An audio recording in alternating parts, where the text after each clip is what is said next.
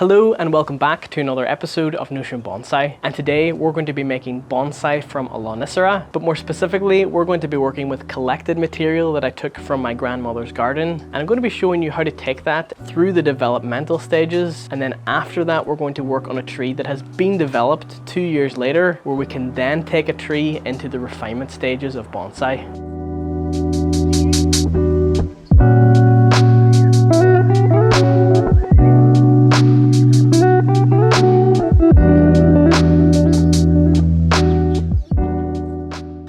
So this is the tree we're going to be working on here today, and as you can see, it is a big Lonicera that I dug up from my grandmother's garden, and this species is also known as a Hedging Honeysuckle. So it is quite common for people to use this species in their garden as a hedge, and then years later, whenever they decide I don't want a hedge there anymore, let's put a fence or something else, you can dig them up and they make excellent specimen for bonsai. This particular tree was just growing at the side of a fence, probably been growing there for the last 5 years, so it has put on quite a lot of growth. When I was digging it up, I didn't want to remove too much roots. I just pulled it up, and then any big roots that were keeping it locked to the ground, I cut them with the root cutters, and this is what I got. I really like this species for bonsai too, because it has them beautiful small leaves, which are quite commonly seen in species like Chinese elm, Zelkova, the Ilex crenata or Japanese holly, and of course this one. If you are digging these trees up, the best time to do so is in early spring.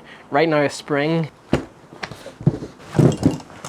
And now before we start, the tools that I'll be using in this video today are some branch cutters, twig cutters, chopsticks, some root pruning shears, root cutters, wire cutters, and finally some gin pliers. And if you're just getting started in bonsai and this is the first bonsai video you've seen, by no means do you need all these specialized bonsai tools. When I got started, I just got by with some ordinary garden scissors and a cheap pair of secateurs. Chopsticks are pretty easy to come by. You just want to make sure that whatever tools that you do use are clean and sharp. Clean because you don't want to introduce any bacterial or fungal infections to any trees that you work on. And sharp because sharp tools will actually cut a lot cleaner on a tree or root. And in horticulture, sharp cuts do heal so much faster and more efficiently than a blunt cut that was sort of squashed by a dull pair of scissors. When it comes to working on material, specifically like this one where the roots are exposed to the air and sunlight, you want to keep a spray bottle of water nearby just to mist the roots as you work on it so they don't dry out, because essentially if these roots do dry out, it will seriously affect the health of the tree. The tree could die if there's no roots left. I would probably want this tree to be about this height, and this is one of the things it comes to when working with collected material. It will never ever look, well, I'm not going to say never, but the majority of the time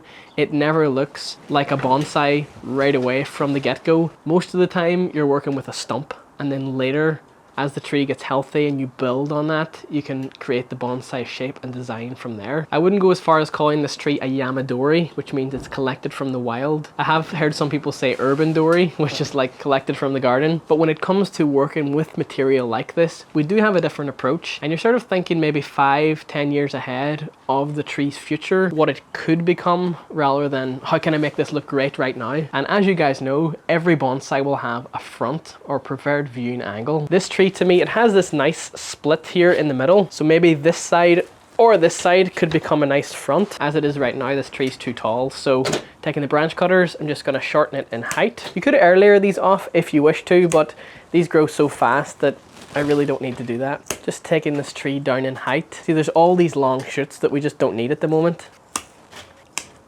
And by taking off all of this foliage also, it takes the strain off the little roots that this tree now has. So not only will it improve how the tree looks as a bonsai, but it does improve the health of the tree too. This branch is just unneeded.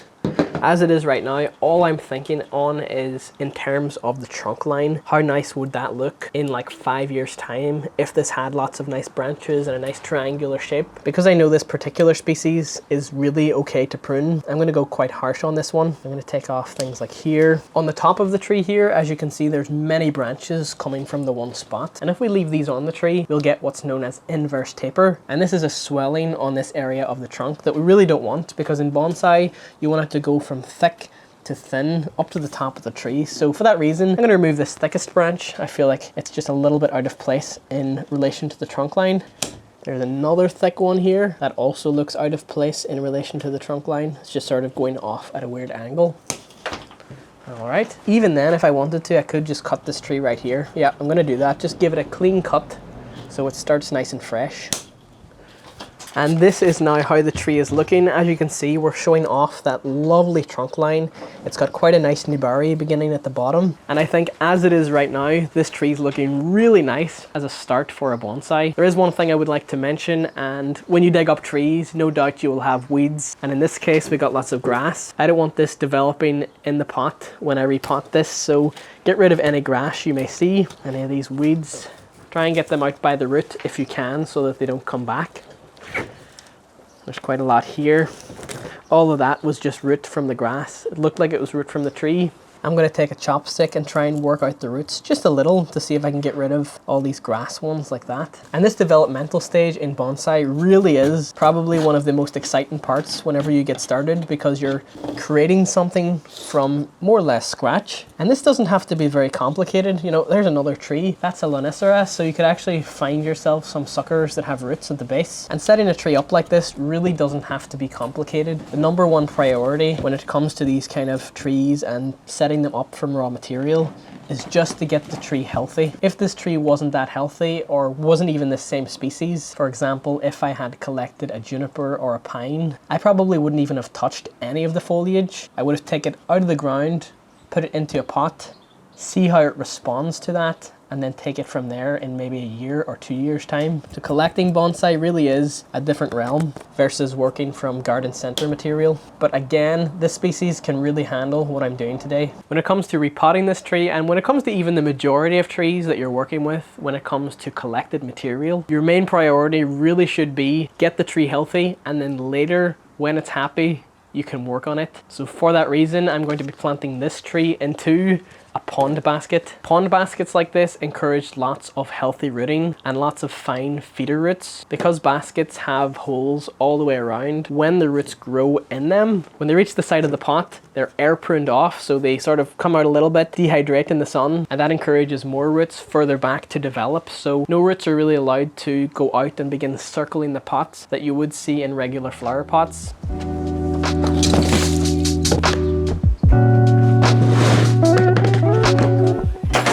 The soil mix that I'm using in this video today is a mix of pumice, akadama, lava rock, and zeolite. And some of you guys were asking in the comments, what is the point of zeolite? I find zeolite does help to absorb nutrients and retain them in the soil just a little bit longer. And then as time goes on, the zeolite slowly releases the nutrients into the tree's roots. It's really important that if you do have soil like this, to sieve it before you put it into the pot. This just gets rid of any fine particles that may be in the soil. I have found personally, if the soil isn't nice and sieved like this, it can affect drainage, because all the fine particles make their way down into the bottom of the pot and it sort of clogs it up. So it doesn't take 2 minutes just to sieve all your soil before getting it into the pond basket.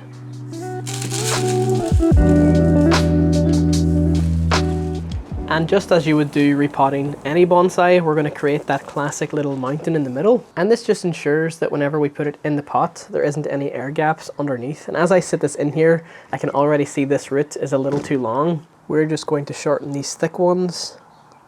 And the thick roots in bonsai really don't matter all so much, because they don't feed the tree. What feed the tree is these small fine feeder roots.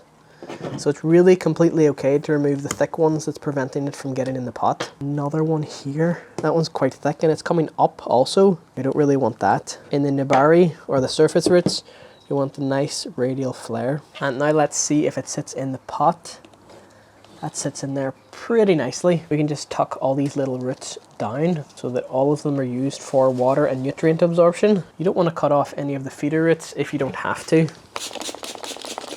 Now when it comes to securing this tree in the pot, if you wish to, you could wire it in like you would a normal bonsai tree by simply putting wire up through the bottom, around the root ball, and holding it in place. Alternatively, if you don't want to use wire, you could cover it with soil, sit stones on top, then wait until the roots fill the pot and you can take the stones off. But what I'm going to do today is take some chopsticks. You want to make sure that they're wooden so they're a little bit gentler on the roots. I'm going to stick it through the pond basket and across and out one of the other holes. Then I'm going to do the same across this way. So I find just taking some scissors to make a little hole helps you get it through, because the holes on the pond basket just aren't big enough. So I'm just going to put this through like that. And the great thing about using chopsticks like this is whenever it establishes in the pot, it's not that difficult to just pull them out and the roots will establish in the place of where these chopsticks were. You could, if you wish to, put more chopsticks going along this way, but I think once I fill this with soil, it'll be completely fine.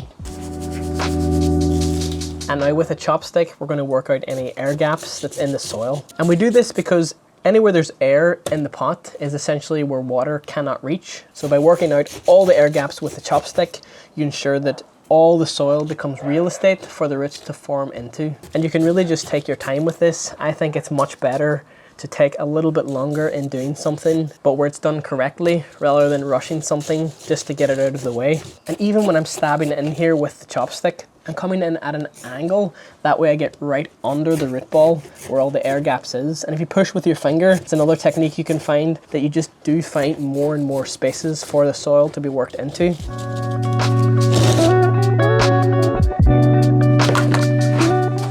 And because this tree has just been repotted, all this soil here is quite dry. So by having that around the roots, it's beginning to pull moisture quite quickly out of the roots into the substrate. So as soon as you repot your tree into this type of soil, I would advise watering it as soon as possible.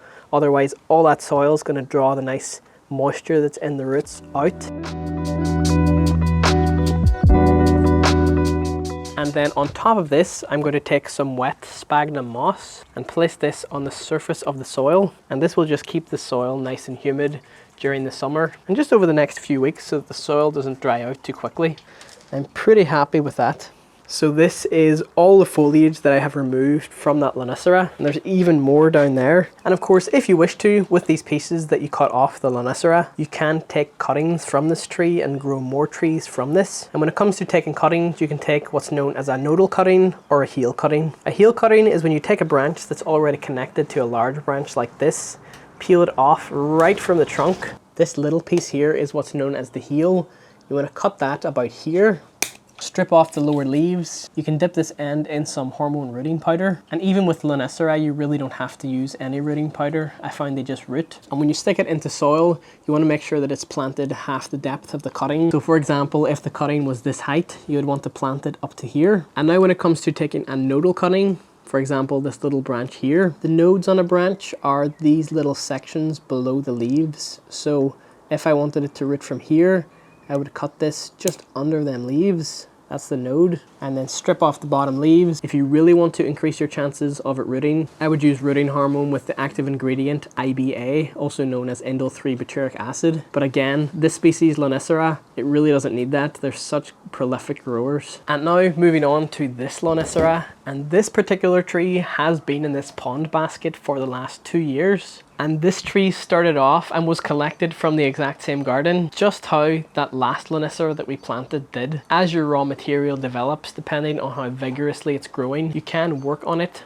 as it develops in the pond basket. I did prune this tree in a video last year. All we did was just give it a basic profile cut, removed any branches that didn't seem like they were working for the design. I think that's one of the important things, even when working with raw material, as the tree begins to get healthy and you can work on it. If you see any glaring problems in the trees, like branches that are too thick, competing with the thickness of the trunk line, if there's any suckers growing at the base, I find it does help to address them problems early on. Because first of all, if you don't, later on it's going to become an even bigger problem. And second of all, if you remove things like little suckers, the tree can then redirect energy into better places like the apex that you do want to develop. So to repot this, I'm just going to start by tipping it on its side and just pulling it out of the pot. This is looking really healthy. It's got lots of healthy roots all around. Even on the bottom here, check out this mat of roots all the way around the pot. Now is the perfect time to repot a tree like this. I'm just taking a bamboo chopstick. You don't want it to be metal because you could harm all these nice delicate roots. I'm just raking away some of this old soil to really see if we can reveal a Nebari. We are beginning to get into just the very start of the refinement stage. The sucker here is just bothering me a little, so I'm going to remove that. I know it's never going to be needed in the end. And as I work on this tree, I'm working outward from the trunk. That way I don't tear through any roots that's growing laterally by pulling around in a circular motion. And even if it helps you, you can rotate the tree I like to work either towards myself or away from myself like this. So as I turn it, I'm always working the same way. I don't really like to move my hand around. I just find it too awkward.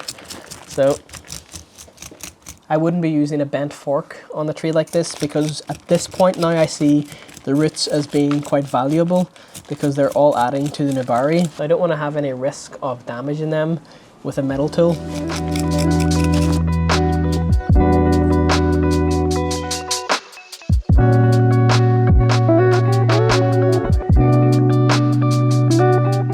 I know I'm definitely not going to be making use of this mat around the edge of the tree here, so with the root pruning shears, I'm just going to cut that off, or you can even pull it off like this. And I will actually include an image of how this tree started when I got it and I first put it into this pond basket. It really didn't look like much compared to how it looked now 2 years later. So it just shows you can develop a pretty nice start of a bonsai in the space of only 2 years. And it really doesn't need to be complicated. You just take one step at a time. And now just to wash off any of the extra soil, I'm just dipping this tree in some water, giving the roots a nice wash. And as you can see, the Nebari on this tree is pretty nice. It's got a nice radial pattern the whole way around. Now we're going to do a little bit of root refinement. And that is simply pruning the roots back to areas where they curl like this. So as you can see, this root, it comes out, curls around. I can cut that here. Don't need that. I want to keep these roots fairly long, but anywhere it just gets a little too long like this, I'm going to cut just a profile cut the whole way around. You want to make sure that the shears you use for this are nice and sharp. That way the roots heal so much more quickly. This is probably one of the best Nebaris that I've shown on my channel so far. It really just does have all the traits that we want. From this point, if you wish to, you could stick this back into a pond basket, let it grow more, keep doing that over and over. But as it is right now, I'm extremely happy with this root base. What I'm going to do today is get this into a nice ceramic bonsai pot. This will slow the growth of the tree down, and then over the next few years we can then begin to build ramification on the apex. So now I would say we're at quite an important phase of a bonsai's life, because it's time to choose the pot. How do you know what type of pot to choose? Circular, rectangular, shallow, deep? When it comes to pots in bonsai, there's so many variations. Some of it is down to personal preference, some of it is down to tradition. Like junipers, they like to be put in unglazed ceramic bonsai pots, where things like maples be put in glazed pots. Then there's the shape of the pot. Sometimes you want to emphasize the lines of a tree. If the tree's got this nice elegance to it, perhaps you could even use a rectangular pot to offset that. It all depends on what you want to do and what you want it to look like in the end. And remember, bonsai means plant in pot or tree in pot, so the pot is just as important as what we have done to the tree. So if this is, say, a finished tree, we put it in this pot, that could look quite nice. It's quite a deep pot, so it would help the tree develop. There is a rule in bonsai, well, not a rule, I don't like to say rule, but guideline, that the thickness of the tree should be the depth of the pot. So look at this little small pot. That's about the thickness of the tree. If that was somehow put in there, wouldn't that look just beautiful? So I'd say even, I would have to prune quite a lot of root, but I know this tree would survive no problem in there. So that is a candidate. There's this one that was sent to me by Jason Hanrahan from the Bonsai Garden. We won this on one of his giveaways on his channel. This is also nice and shallow, around the same thickness of the trunk. That could look quite nice in there. That's another good candidate. So even as I look through different pots, look at this one. That one's quite nice too. It's good to try different ones. Don't just think, oh, it has to be this one, it's tradition. Sometimes the traditional method might not work for every tree, because every tree has different characteristics to it. This rectangular one, that one, would it work? Would it look nice in a rectangular pot? I don't think so. This is just not the kind of tree I'd want in a rectangular pot. So I would say this one is probably better for, you know, quick growth on the tree. It's nice and deep, but I don't want the tree to grow that much quickly anymore, as I'm going to start slowly refining it, and I want the internodes to be shorter. The green of this pot is quite harmonious with the color of the leaves, so maybe that could be a nice candidate. I'm just trying to think and look at it from all angles. Okay, so I'm going to eliminate this one also, because I just feel that the design of this, the lovely design on this, is a little bit too active for the flowy nature of this tree. Let's try this super small one. That's also green. My brain really likes the super small one, but we are going to have to cut off quite a lot of roots. Again, that's not a problem. It is doable, but would it look nice? I don't think it would show off the Nebari as much as I'd want, so maybe we're down to this one. I'm going to go with this pot. So that was me just explaining my thought process of what goes through my mind as I look for a pot to match a tree. I don't know if that's useful. Let me know in the comments. So now to fully prepare the roots for this pot, if you sit the tree over the pot, you will notice there's some roots hanging over the edge. You don't want to go trying to stuff these roots into the pot, because ultimately when these roots grow and thicken, and it's going to go completely against that nice radial thing we were going for before. So what I like to do in this scenario is cut the roots a little bit thinner than the pot, so that when they're in the pot over the next year or two, they have space to grow into. So I'm just going to cut this in the same sort of shape as the pot. You can lay it on the pot just to see what's going on. All right, so let's get rid of all these roots I cut off. Cut off quite a bit. Now let's see how it goes into the pot. Lots of room around the edge, and this will really help the tree long term. Let's look at the base of the roots also. Here I'm just going to cut this so that it's nice and flat, getting rid of any thick ones that might be growing straight down. And finally, that's all I'm going to do with root work. So putting the tree aside, as you can see on the bottom of this pot, I've prepared it with some bonsai mesh, just wired it in, and this is to stop any substrate from falling out of the pot. And now just taking some 1.5mm aluminium bonsai wire. I'm using this gauge of wire because this is quite a small tree, but if you had a bigger tree, perhaps you would use thicker wire to wire it in. I'm just measuring the wire along the bottom of the pot like this. Then we can cut that with the wire cutters. And I like to measure it like this just so that I don't waste any wire. So we're going to feed that up through the bottom of the pot. I like to bend it at a right angle here just so that it comes out a little bit easier and it looks a little bit neater whenever we pull it down like that. So that is ready to put the tree in. And for this tree, I'm just using the same bonsai soil mix that we used before. I'm creating a little base layer along the bottom and then creating that little mountain in the middle. Don't worry if the mountain is a little bit too high, like this, it's coming out of the top of the pot, because whenever we take the tree and sit it on this, and we squish it down, it fills out really nicely. And because we're getting this somewhat into a show-ready state, it's not a show tree, but a show-ready state, you really want to think about the front of the tree as you do this, so that it's sitting at the correct angle, nice viewing angle. Then you can think about composition. Do you want to sit in right in the middle of the pot, slightly to the left or right? For me, I want this dead center, but some trees, to make it a little bit more aesthetically pleasing, you can have it offset to one side to incorporate the rule of thirds. So let me just demonstrate what I mean. In composition theory, there's many different compositional guidelines that we can use when placing a tree into a pot, when styling a tree. The most common of these is the rule of thirds, and that is simply by placing something a little bit to the right or left, top or bottom, to make something look a lot more pleasing to the human eye. So this tree right now is dead center, but if I were to place this tree off center, I would probably put it to this side because it leaves nice empty space for these branches to fill. If I put it on this side of the pot, it does look a little bit claustrophobic on this side, and this side of the pot looks a little bit too bare. Maybe in the future I will adjust the composition of this, but for now I'd like it nice and central. So I'm just taking the wire over the tree like this, being careful not to squash any of these nice roots that are growing radially. Over here, on top of the root base, the same with this side, and then we can just twist these two wires together. And this will just hold it nicely. Then I'm going to take the gin pliers, holding the tree with my hand so it stays nice and secure. And we can just pull and twist, and we can slowly tighten the tree into the pot. You don't want it too tight, but just enough to hold it there. And then in, say, maybe 3 weeks time, we can remove this wire. I don't usually do this, but because this is such a nice tree, I'm going to clip the wire. Then I'm going to fill the rest of this in with more soil.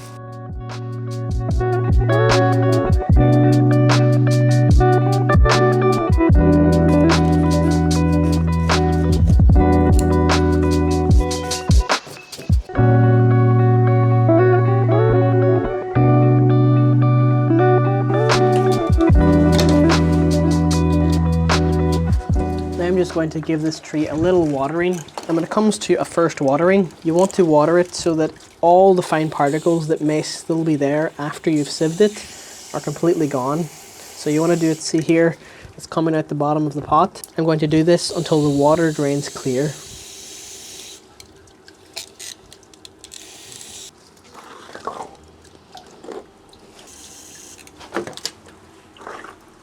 Now it is time to give this tree a prune. And not only does this tree need a prune, as you can see it's kind of getting out of control, But by doing such a drastic repot like this, by removing that many roots, taking off a little bit of foliage on the top will also help to balance the vigor of the tree. That way there's not too much strain on these little roots to feed all this foliage. So I'm going to take off some of the ends of these branches just to keep the tree in check. This is going to be a little pad here, so I'm going to shorten all of these down to maybe the first 1 or 2 sets of leaves, just to keep it nice and compact. This one here is coming right from the base of this branch, and we will get inverse taper, so let's get rid of that. There's also one growing right at the crotch of the branch. We can get rid of that. This is a sucker right in at the base, so this branch has got to go. This one is getting quite long, and I like how it's developing. It's starting to fill this gap that was once there in the tree, so I'm going to keep this, let this branch develop. Let's give this a flat top, so I'm just going to come in, prune all that.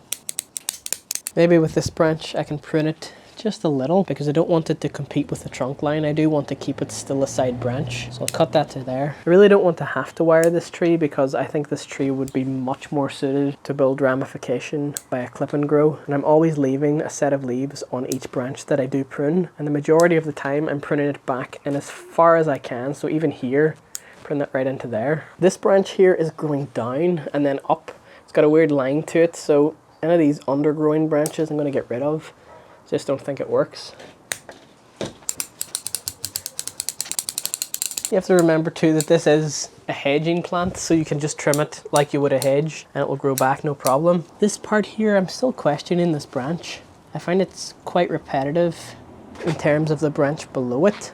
If I removed this branch below it and had this one, there's the problem of these handlebar branches. That's directly opposite this one. I don't think that works, so I'm going to remove this middle one. That way now eventually when this one grows and fills out, it'll fill that gap nicely.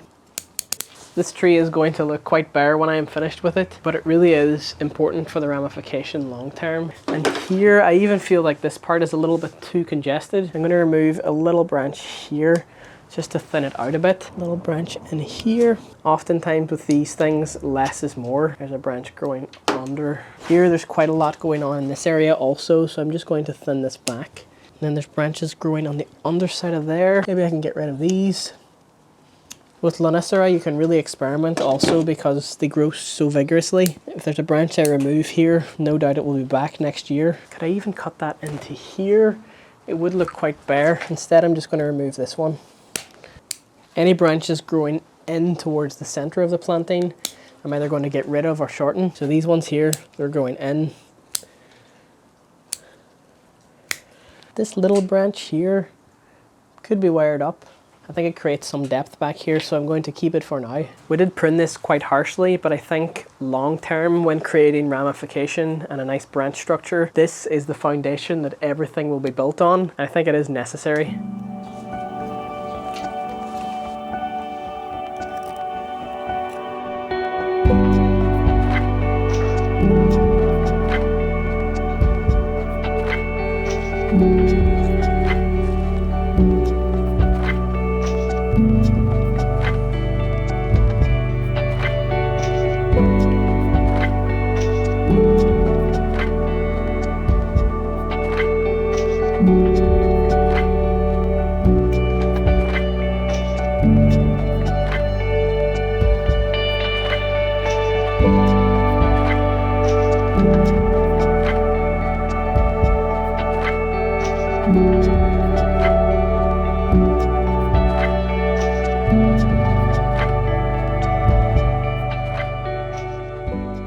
And there you guys have it. On that, I'm going to end off this video right here. I really hope this video was able to help beginners to bonsai in really creating a mental distinction between trees in development and trees in refinement, because the techniques that we use on each of them stages of bonsai are vastly different, and if you apply them crisscrossed, it can really slow down your development of a bonsai. If you try to create ramification on a tree that's in development and it needs to grow, you prune everything right back, it doesn't really help it all so much. So please let me know in the comments if this helped you, if you have any suggestions for me, or if you would have done anything differently to these Lonicera. I'm always open to new and different ideas in bonsai. Also remember to leave a like in this video. It really helps out the channel a lot with the YouTube algorithm. If you would like to support me and the things that I do on this channel, hit the thanks button down below. And if you'd like to stay updated on all the things that I do off camera, please follow me on Instagram. It's at Notion Bonsai. You'll be able to see all the things that I do on there. But on that, thank you so very much for watching.